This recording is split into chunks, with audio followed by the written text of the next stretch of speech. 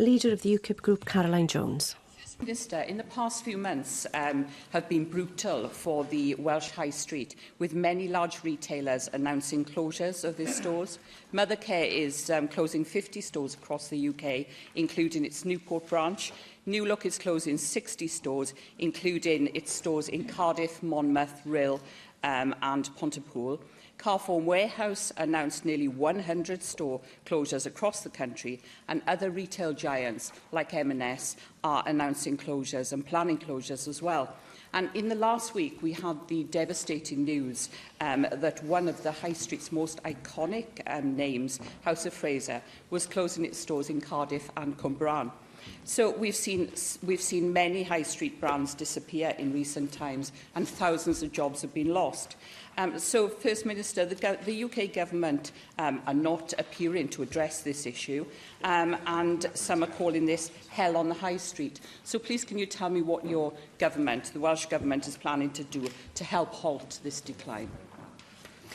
Well, retail is an important sector for us, so making it a priority. I'm not going to pretend that the challenges facing retail are easy, because they're not.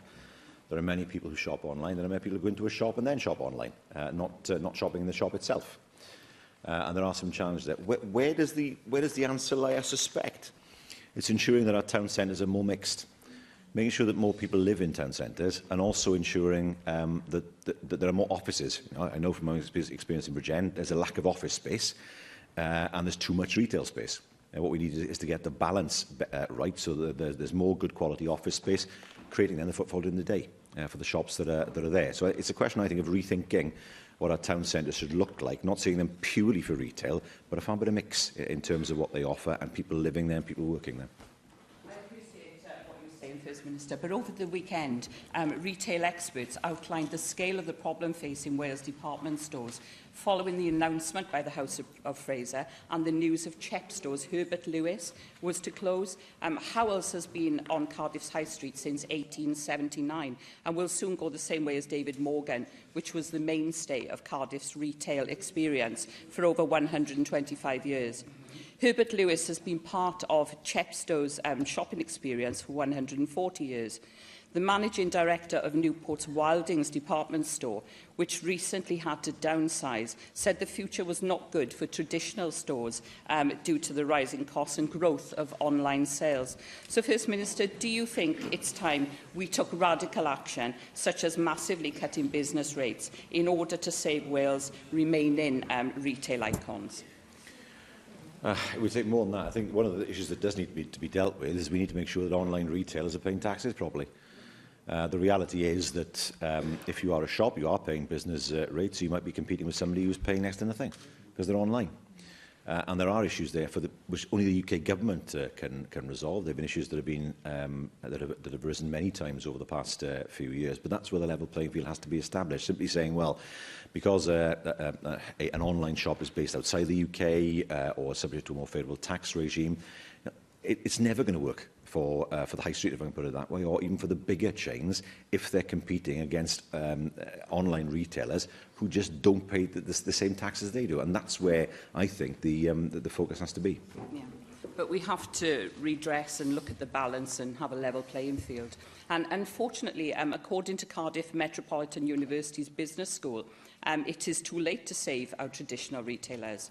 According to Chris Parry, Senior Lecturer in Accounting and Finance at Cardiff Met, the time to cut rents and rates was 2008, not 18. He said that the challenge for us is what do we do with our town centres and our high streets to look like that in 10 years' time? You know, what do we do with it? And that's something we need to urgently consider.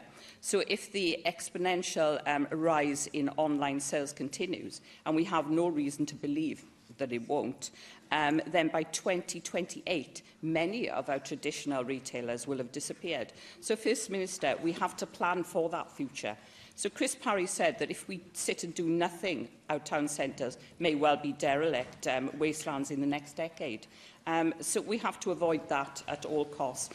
First Minister, what plans does your government have to accelerate mixed use of our town and city centres, replacing closed down stores with housing, restaurants, GP surgeries and everything else needed to true urban living?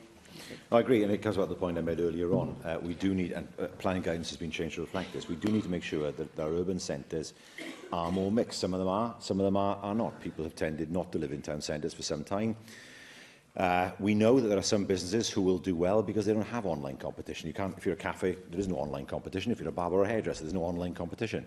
There are some shops who have specialised particularly strongly in some products. They also perhaps have an online shop as well, which helps them to sustain their business. Ultimately, of course, it's a question that the problem is that people aren't going through the doors as they used to. They're looking elsewhere.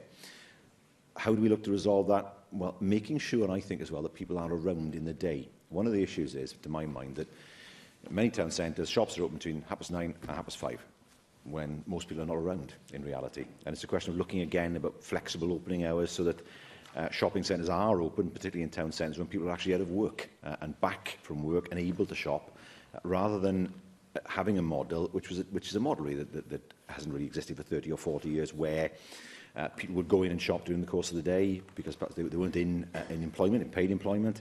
Well, those days have changed, and I think it's important as well that the challenges that exist for the retail sector are met with looking at, as well at how can they become more flexible in order to cater for the fact that life has changed for most of their customers. Question 3.